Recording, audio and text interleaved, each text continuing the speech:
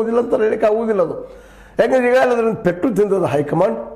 ಹಿಂದಿನ ಎಲೆಕ್ಷನ್ದಲ್ಲಿ ವಿಧಾನಸಭಾ ಚುನಾವಣೆಯಲ್ಲೇ 66 ಸೀಟಿಗೆ ಬಂದು ನಿಂತಿದ್ದು ಯಡಿಯೂರಪ್ಪನವ್ರನ್ನ ನಿರ್ಲಕ್ಷ್ಯ ಮಾಡಿದ್ರಿಂದನೂ ಎಲ್ಲರಿಗೂ ಗೊತ್ತಿರೋದು ಸತ್ಯ ಆಗಿದೆ. ಹೀಗಾಗಿ ಹೈಕಮಾಂಡ್ಗೂ ಇದು ಕಬ್ಬಿಣದ ಕಳರೆ. ಯಡಿಯೂರಪ್ಪನವರ ಮಗನನ್ನು ಬದುಕಿ ಸರಿಸಬೇಕೋ ಬೇಡವೋ ಅನ್ನುವಂಥದ್ದು. ಯಾಕಂತಂದ್ರೆ ಇಲ್ಲಿದ್ದಂಥವ್ರು ಯಾರೂ ಯಡಿಯೂರಪ್ಪನಂಥ ನಾಯಕತ್ವವನ್ನು ಹೊಂದಿದವರು ಯಾರೂ ಇಲ್ಲ ಅನ್ನೋದು ಒಂದು ದೊಡ್ಡ ಕೊರತೆ ಈ ಬೆನ್ನರಲ್ಲಿ ಮತ್ತು ತಟಸ್ಥ ಗುಂಪಿನಲ್ಲೇ. ಆದ್ದರಿಂದ ಏನಾಗಿದೆಪ್ಪ ಅಂದರೆ ಇವತ್ತು ಒಂದು ರೀತಿಯಿಂದ ಈ ಬನಕ್ಕೂ ಭಯ ಅದ. ವಿಜಯೇಂದ್ರ ಮುಂದುವರೆದ್ರೆ ಅವ್ರ ಸಂತತಿ ಮುಂದುವರಿತಾ ಹೋಗ್ತದೆ. ಅವ್ರಂತರ ಅವರು ನಮ್ಮ ಮುಕ್ತಿ ಇಲ್ಲ, ಕರ್ನಾಟಕದಲ್ಲಿ ಬೇರೆ ನಾಯಕರು ಮುಖ್ಯಮಂತ್ರಿ ಆಗುವಂಥ ಚಾನ್ಸಸ್ ಇಲ್ಲ ಅನ್ನೋ ಭಯ ಅವ್ರಲ್ಲಿ ಕಾಣ್ತದೆ. ಅದು ಅಷ್ಟು ಸತ್ಯದ ಇಲ್ಲಂತಲ್ಲ.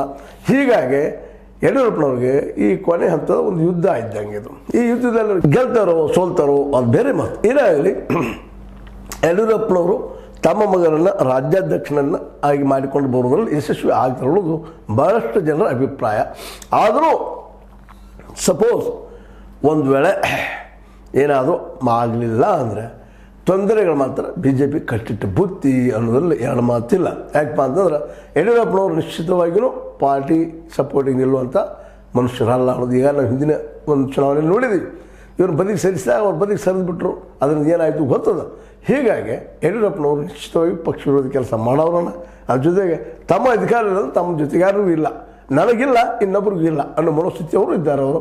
ಹೀಗಾಗಿ BJPಗೆ ಮಾತ್ರ 2028 ಚುನಾವಣೆ ನಿಶ್ಚಿತವಾಗಿ ಕಬ್ಬಿಣದ ಕಡಲೆ ಆಗಬಹುದೇನೋ ಅನ್ನುವಂಥ ಮಾತುಗಳು ಕೇಳಿ ಬರ್ತಾ ಇದ್ದಾವೆ.